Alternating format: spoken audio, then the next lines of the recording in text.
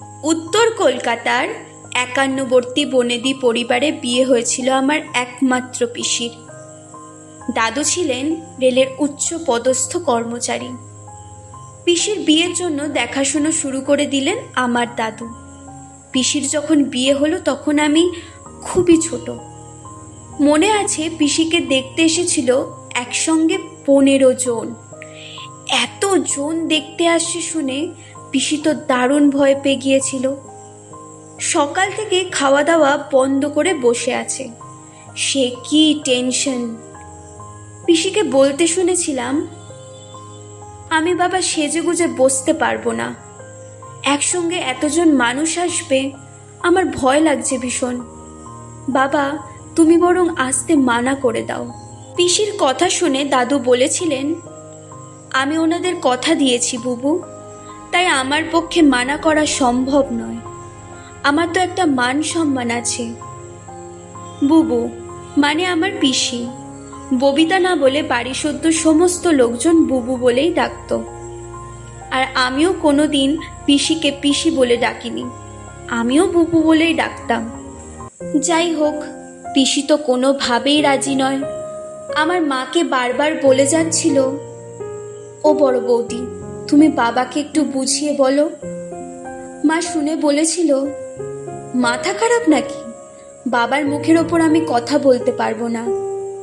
দাদুর কথাই শেষ কথা, বাড়িতে সব কিছুই দাদুর কথা মতোই হয়, তাই পিসির কথা কোনো মতেই টিকলো না। আর দাদু পরে শান্ত মেজাজে পিসিকে বলেছিল, তাছাড়া তোমার বিয়ের বয়স তো হয়েছে, গ্র্যাজুয়েশন কমপ্লিট করে ফেলেছ, ওখানে না হোক, বিয়ে তো অন্য কোথাও হলেও তো দিতে হবে, এক দেখাতেই তো বিয়ে হচ্ছে না। সেই সময় আমার পিসি ছিল বেথুন কলেজ থেকে পাশ করা সায়েন্স গ্র্যাজুয়েট। তখনকার দিনে বিয়ে মানে একটা ছোটোখাটো ইন্টারভিউ, কি জানি কী সব প্রশ্ন করবে, পিসির সে কি টেনশন। আসলে আমাদের বাড়িতে পিসি ছিল খুব আদরে, বাবার থেকে 9 বছরের ছোট। আমার মা তো নানান টিপস দিয়ে যাচ্ছে পিসিকে। অবশেষে পাত্রপক্ষ দেখতে এলেন। দেখতে এসেই পিসিকে পছন্দ হয়ে গেল। দাদুও দেখলো একটা ভালো ফ্যামিলি, ছেলেও ভালো চাকরি করে, তাই আর দ্বিমত করলেন না। পিসির তো একটাই ভয়, অত বড় বাড়ি, তার উপর একান্নবর্তী পরিবার, জন্ম মৃত্যু বিয়ে 3 বিধাতা নিয়ে। বিয়ের কথা কেউ বলতে পারে না, কপালে যার সাথে লেখা আছে তার সাথেই হবে। শেষমেশ পিসির বিয়ে হয়ে গেল। পিসি যখন শ্বশুর বাড়ি চলে গেল আমি খুব কেঁদেছিলাম। পিসি আমাকে খুব ভালোবাসতো, খুব মন খারাপ হয়ে গিয়েছিল আমার। পিসিকে তো কিছুতেই যেতে দেব না। মনে আছে আমাকে জড়িয়ে ধরে পিসিও খুব কেঁদেছিল। পিসি চলে যাবার পর থেকে মনটা খারাপ করতো ভীষণ। মনে হতো বাড়িটা কেমন যেন ফাঁকা ফাঁকা। পিসির জন্য কদিন কেঁদেও ছিলাম।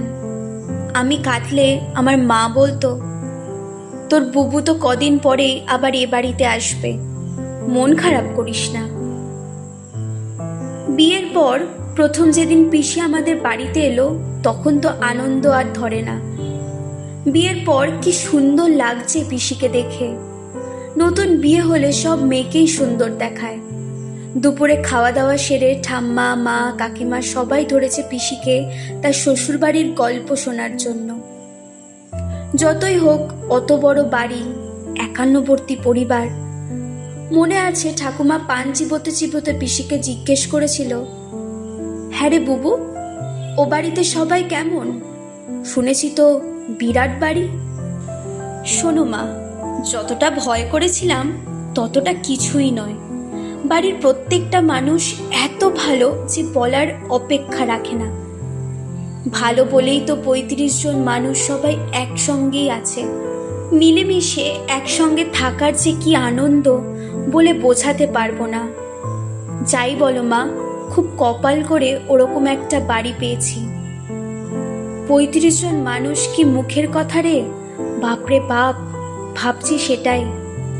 হ্যাঁ, তার বলছি কি, ওখানে আশেপাশে মজুমদার বাড়িকে চেনে না এমন কেউ নেই।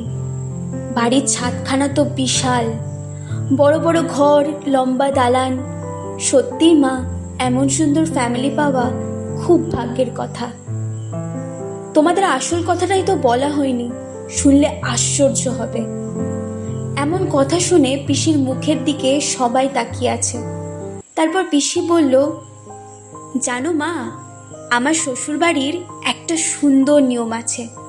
বৌভাতের 2-3 দিন পরের ঘটনা। বাড়ি থেকে সকল আত্মীয় স্বজন চলে গেছে। আমি সকাল সকাল উঠে পড়েছি। বাড়িতে তখনও অনেকেই ঘুমোচ্ছে। ভাবলাম রবিবার, তাই হয়তো ঘুমোচ্ছে। আমি স্নান সেরে সোজা চলে গিয়েছি রান্নাঘরে। ও মা, গিয়ে দেখি আমার ডেপুটি ম্যাজিস্ট্রেট শ্বশুর একটা বড় হাঁড়িতে করে চা তৈরি করছে। আমি তো অবাক। উনি চা করছেন দেখে জিজ্ঞাসা করলাম, এ কি, আপনি কি করছেন? শ্বশুরমশাই আমার দিকে তাকিয়ে বললেন, চা করছি বৌমা। চা আপনি কেন করছেন? এটা মোটেই ভালো দেখায় না। সরুন সরুন, আমাকে দিন, আমি করছি। শ্বশুরমশাই হেসে বললেন, না বৌমা, চা তো আমাকেই করতে হবে। কেন? আপনাকে করতে হবে কেন? ও, তোমাকে তো বলাই হয়নি। এটাই আমাদের বাড়ির নিয়ম। আজ রবিবার, রবিবারগুলো সব কিছু একটু অন্যরকমই তুমি দেখবে। কারণ বিয়ের পর তোমার এই বাড়িতে প্রথম রবিবার। এই রবিবারগুলোতে বাড়ির মেয়েদের সকলের ছুটি। আর সকল মেয়েই দেরিতে ঘুম থেকে উঠবে। রবিবারের সমস্ত কাজের দায়িত্ব ছেলেদের। যেমন এই যে আজকে সকালে চা করার দায়িত্ব আমার। আমি চা করে সকলকে দেব। তারপর ঘর মোছা, রান্না করা, খেতে দেওয়া, বাসন মাজা, যাবতীয় সব কাজ আজ বাড়ির সকল ছেলেদের। কথাগুলো শুনে ভীষণ অবাক হয়ে জিজ্ঞেস করলাম, কেন, কাজের লোক তাহলে কি করবে আজ? রবিবার সমস্ত কাজের লোকেদেরও ছুটি থাকে বলেই একটা চিত্রগুপ্তের মতো একটা খাতা বের করে দেখালেন কার কোন কাজের দায়িত্ব আজ। আমি তো এসব দেখে শুনে হা করে শ্বশুরমশাই মুখের দিকে তাকিয়ে আছি। তারপরে শ্বশুরমশাই বললেন, প্রতিদিন তো মেয়েরাই সমস্ত সংসারটাকে সামলায়। এই একদিনই ওদের ছুটি। আজকের দিনটা ওরা কিভাবে কাটাবে ওরা নিজেরাই ঠিক করে নেয়। বিকেলে বাড়ির সমস্ত মেয়েরা বাইরে ঘুরতে যাওয়া, সিনেমা দেখা, থিয়েটার দেখা, সেটা ওরা নিজেরা ঠিক করে আমাদের জানিয়ে দেয় কোথায় যাচ্ছে। রবিবারের মেনুটা বাড়ির মেয়েদের পছন্দ মতোই হয়। আর আমাদের বাড়ির ছেলেরা সব কাজ জানে। মানে ছেলে এবং মেয়ে উভয়কেই বাড়ির কাজ সব শেখানো হয়। শুধু মেয়েরা শিখবে, ছেলেরা শিখবে না, এমনটা হয় না। তা তুমি উঠে এলে, আর সে লাট সাহেব কোথায়? ঘুমোচ্ছে তো এখনো। আচ্ছা, এসেই যখন পড়েছ তখন চায়ের কাপটা নিয়ে যাও। গিয়ে বলো যে আজ রান্নাঘর পরিষ্কার করার দায়িত্ব আজ ওর। মনে আছে ওর নিশ্চয়ই, তবুও বলে দাও গিয়ে। মনে মনে ভাবি, মেয়েদের জন্য এতটা ভাবা হয়? যেখানে মেয়েরা সংসারের ঘানি টানতে টানতে নিজেদের সুখ স্বাচ্ছন্দ্য ভুলে যায়, সেখানে এই মজুমদার বাড়িতে এমন একটা সুন্দর নিয়ম। সংসারের যাবতীয় কাজ ছেলে বা মেয়েদের আলাদা বলে কিছু নেই। অপূর্ব ভালো লাগায় মনটা ভরে গিয়েছিল আমার। তারপর থেকে আজ কত বছর কেটে গেছে, পিসির বাড়ির সেই রীতি আজও অব্যাহত। পিসির 2 ছেলে, ছেলেরাও বেশ বড় হয়ে গিয়েছে।